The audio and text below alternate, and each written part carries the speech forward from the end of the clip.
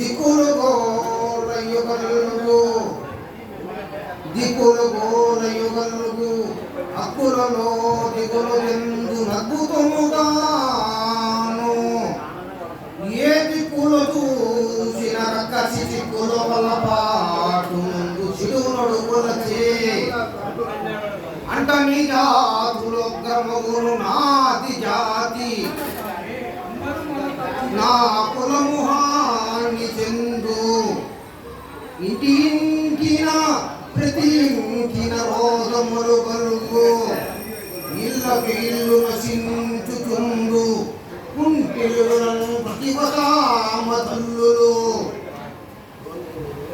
ఊయిన పక్షులు రాత్రి వేళలో వింటిన రక్తము కలుగును ఇతర విరోధము ముఖ్యము కదా అంటూ పద్యం ద్వారా వివరించి ఉన్నారు. దిక్కు దిక్కులందు గోడలు కలుగుతాయన ఏ దిక్కు చూసినా రక్కసి చిక్కుల పొరపాటులో చిక్కి అల్లాడిపోతాయట ప్రజలు. అంటని జాతులు అగరమవుతాయట, స్వామివారి కులము హాని చెందుతుందట. ఇళ్ళకి ఇల్లు నశించిపోతాయట, ఊళ్ళకు ఊళ్ళు భస్మైపోతాయట. మహా పతివ్రతామ తల్లులు గాజు పూసలను విసర్జించేటువంటి రోజులు వస్తాయని వివరించి ఉన్నారు. రాత్రి వేళలో వికృతముగా పక్షులు కూస్తాయట. మింటిలను పితృదోహం విరోధము కదా అంటూ స్వామివారు అనేక రకములుగా వివరించి ఉన్నారు. ఇదే విషయాన్ని జగద్గురు వీర బ్రహ్మేంద్ర స్వాముల వారి కాలజ్ఞానంలో 7 తప్పులకు 1 తప్పు అవునని, 7 ఇళ్లకు 1 ఇల్లు అవుతుందని కూడా వివరించి ఉన్నారు. జగద్గురు వీర బ్రహ్మేంద్ర స్వాముల వారి భక్తులందరికీ విన్నపం. దేవస్థానం వారు మాకు సమయం కేటాయించిన సమయం ఇంకొక 5 నిమిషంలో ఉంది. 5 నిమిషంలో స్వామివారి కాలజ్ఞానము ముగించబోతున్నాము. గతకోముల వారికి వీర బ్రహ్మేంద్ర స్వాముల వారు చెప్పినటువంటి సాంద్ర సింధువేదమైన కాలజ్ఞానమును 2 ముక్కల ద్వారా వివరించుకుంటాం.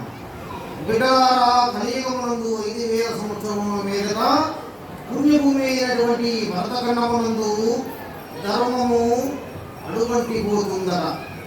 భారతీయులకు పరధర్మమే స్వధర్మమగును, స్వధర్మమే పరధర్మమగునని, అన్యాయమే న్యాయమవుతుందని, న్యాయమే అన్యాయమవుతుందని, నిజము కల్లా అవుతుందని, కళ్ళ నిజం అవుతుందని వివరించి ఉన్నారు.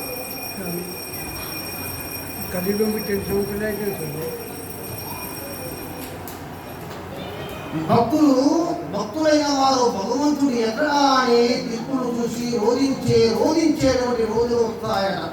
భగవంతుడా ఎక్కడ ఆయన, ఏమిటి పరిస్థితి అని దిక్కులు చూసి రోధించే రోజులు వస్తాయని వివరించి ఉన్నారు. కాల ప్రకృతి ధర్మములు తల్లకిందలై నడిచిపోతాయట. వేలకు వానలు కురువుగా పైరు పచ్చలు చనిపోతాయట. పాడి పంటలు తగ్గునట. దేశమునందు అంతటా తెగుళ్ళు, రైతుకు దిగుళ్ళు, రెగింపులు చెలరేగుతాయట. ప్రభవ భారతీ మధ్యేషు బహుప్రలయం నిశ్చయం అంటూ వివరించి ఉన్నారు స్వామివారు. బిడ్డలారా, కలియుగం నందు 5000 సంవత్సరములు వచ్చేది ప్రభవ భారతీయ నామ సంవత్సరం నందు మొదలుకొని ప్రపంచమంతయు బహుప్రలయములతో ఉండు. ప్రజా నష్టము, పశు నష్టము, సస్య నష్టము, విషగాలి వల్లను, అగ్ని పర్వతముల వల్లను, గాలివానం వల్లను, ప్రళయాంతకాలమైనటువంటి యుద్ధముల వల్లను, కొండగుహల పగులుల చేతను, ప్రాణము లేని బండ వలను, నదులు సముద్రములు పొక్కుముల వలను, ప్రతి గ్రామమునందు ప్రతి పట్టణమునందు ప్రజలలో అన్యోన్య వైరాగ్యములు కలిగి ఒకరినొకరు కొట్టుకొని రచ్చగొట్టాలకు చేరుతారట. ప్రజలే రాజులై పరిపాలించదరట. జాతి వైశ్యములు ఎచ్చుగా చెలరేగనట. ప్రపంచమున పట్టణములు విస్తారముగనట. ఈ విధంగా జగద్గురు వీర బ్రహ్మేంద్ర స్వాముల వారు మహానుభావులు అన్ని చెప్పినట్టుగా చక్కగా జరుగుతూ వస్తూనే ఉన్నాయి. స్వామివారి కాలజ్ఞానం విన్న వారి అందరికీ మునుపు చెప్పిన విధంగానే అట్టి ఫలితాలు కలుగుతాయని ఆశిస్తూ ఆశీనులైనటువంటి సుత్త ఋషులు సకల దేవతలకి పదాభివందనం గావిస్తూ సర్వే జనా సుఖినో భవంతు, లోకా సమస్తా సుఖినో భవంతు. మంగళం గురుదేవాయ మహనీయ గుణాత్మనే ప్రకృతామూలాయ శ్రీ వీరబ్రహ్మాయ మంగళం. స్వస్తి. శుభం అందరికీ.